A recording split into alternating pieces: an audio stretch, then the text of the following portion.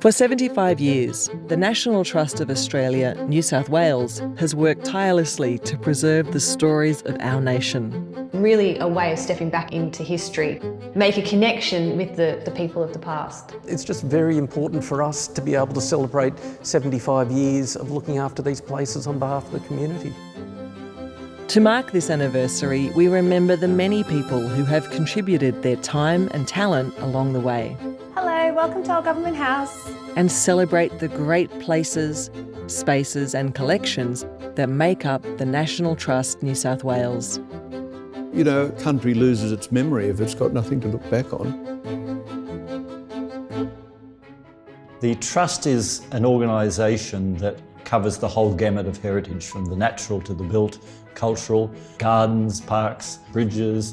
It's just an incredible range. The National Trust is often seen by people as just preserving old buildings, but I always like to point out to them that our logo is a gum leaf, and one of our first campaigns was actually for the saving of the fairy penguins. So I think that there's a real background in natural as well as built preservation.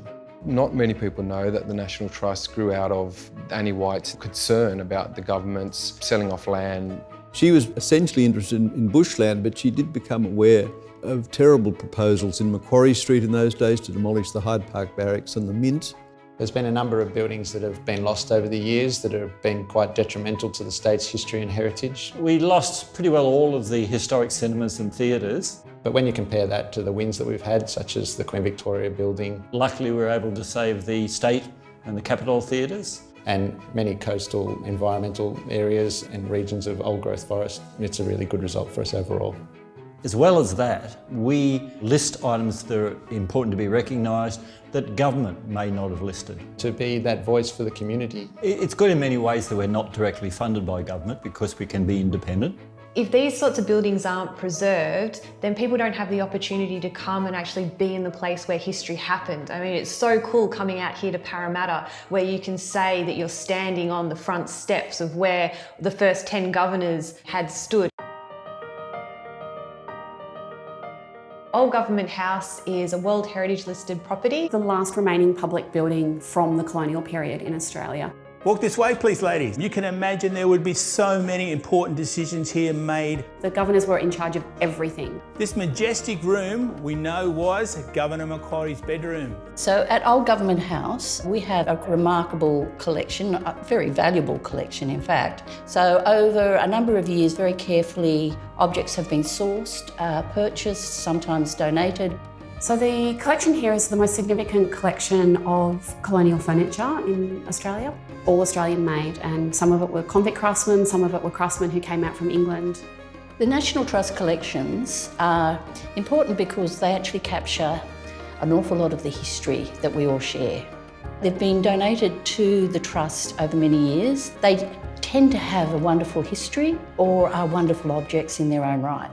The role of the National Trust in protecting cemeteries, gravestones, monuments, plantings is vitally important. It's really a way of stepping back into history. It tells us the story of what we were. We can't speak to those people again, but we can understand how they lived and how they died. Conservation tries to conserve the grand, but it's all of these little stories that make local communities incredibly rich, like the regional properties like Dundullimal near Dubbo. Well, Dundullimal is clearly the most wonderful, sophisticated slab house I have ever seen in this country. Beautiful joinery, and I think everyone who sees it just falls in love with it. When you see the impact of a National Trust property in a regional place, it's incredibly important. It's the meeting place, it's the place where people want to volunteer, where they want to hold their weddings, you know what I mean? It's part of their lives. Coombe Cottage at Yass is a classic example.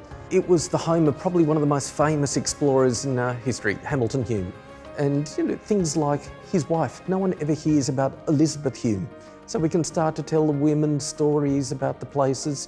Hamilton Hume had a very strong relationship with the Aboriginal peoples he met along his journeys. So we're starting to be able to use our properties to tell the stories, especially those Aboriginal stories.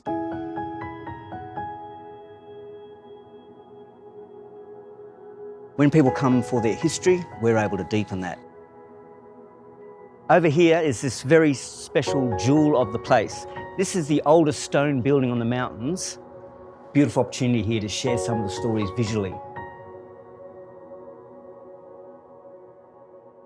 So the Bush Management Services is where we go in and we rehabilitate the bush basically. So we go through and remove weeds, promote natives. It all kind of started here with the Bradley sisters, and then one thing led to another, and they worked under the National Trust, and we're still doing it, so it's great. When I got here, I just fell in love.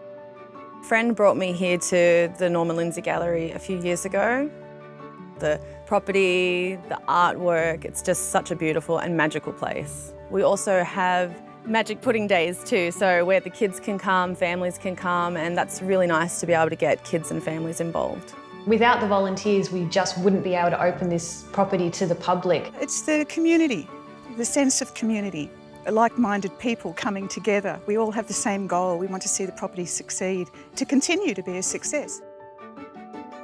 We thank our extraordinary volunteers, members, donors and bequesters whose ongoing support since 1945 has enabled us to continue our mission. The S.H. Irvine Gallery was established in 1978 by Mr. Irvine. He was very interested in Australian art, so endowed it in a bequest.